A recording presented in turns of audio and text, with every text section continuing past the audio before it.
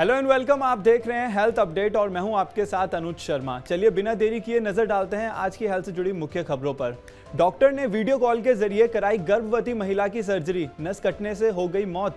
आपको याद होगा 3 इडियट मूवी का वो सीन जहां वीडियो कॉल के जरिए सर्जरी कर डिलीवरी कराई गई थी।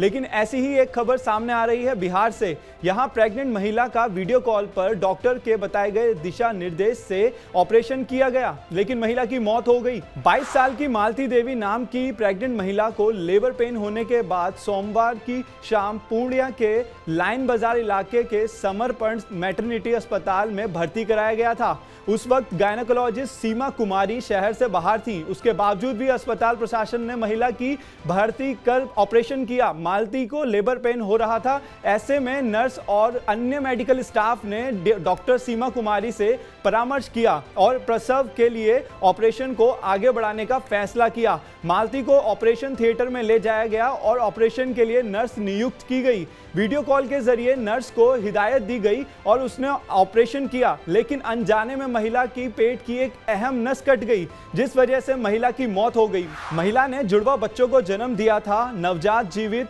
और स्वस्थ हैं अभी।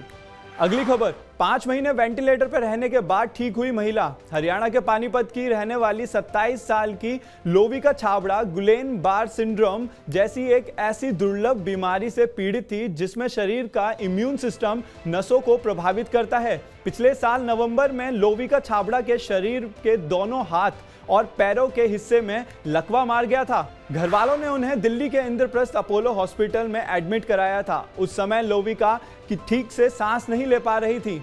यहाँ वो लगभग 5 महीने वेंटिलेटर पर रही। 5 महीने वेंटिलेटर पर रहने के बाद हाल ही में महिला को हॉस्पिटल से छुट्टी दे दी गई। महिला एक व्हील चेयर पर बाहर निकली। उनका शरीर अब काफी हद तक काम करने लगा था। डॉक्टरों का कहना है कि भले ही जीबीएस बीमारी का कोई स्थायी इलाज नहीं है, लेकिन अच्छी दवाई से आप स्थिति में काफी हद तक सुधार कर सकते हैं।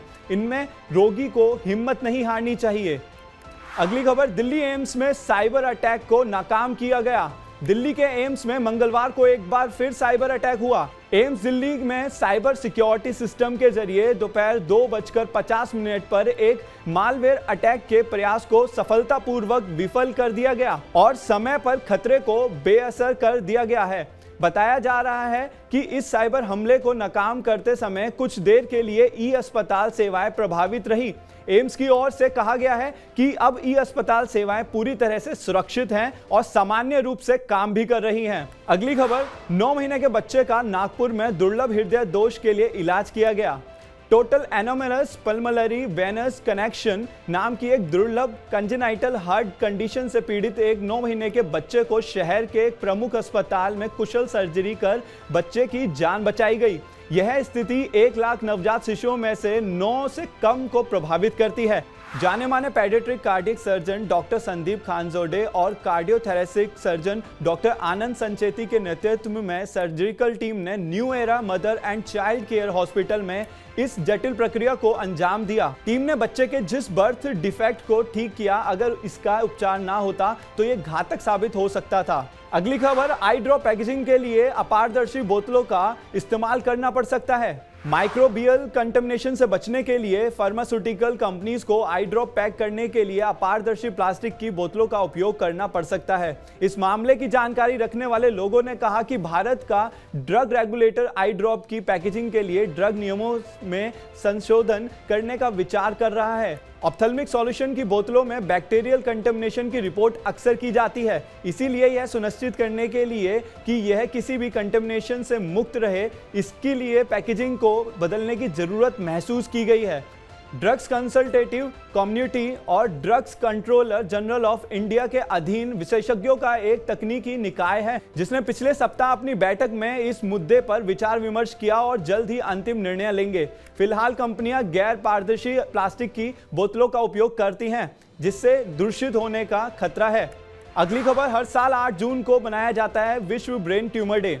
हर साल 8 जून को विश्व ब्रेन ट्यूमर डे मनाया जाता है। ब्रेन ट्यूमर दिवस मनाने का मुख्य उद्देश्य लोगों को इससे अवगत कराना है और इस बीमारी के प्रति जागरूकता फैलाना है। ब्रेन ट्यूमर दिमाग से जुड़ी बीमारी है जो दिमाग में ट्यूमर की अबनॉर्मल ग्रोथ की वजह से होती है। ब्रेन ट्यूमर घातक बीमारी है, इसलिए इसका समय पर पता लगाना और समय रहते सही इलाज कराना बेहद जरूरी है। ब्रेन ट्यूमर कैंसर या गैर कैंसर हो सकता है। आज हेल्थ अपडेट में इतना ही। आप देश और दुनिया की तमाम खबरों को देखते रहें टीवी 9 भारतवर्ष पर।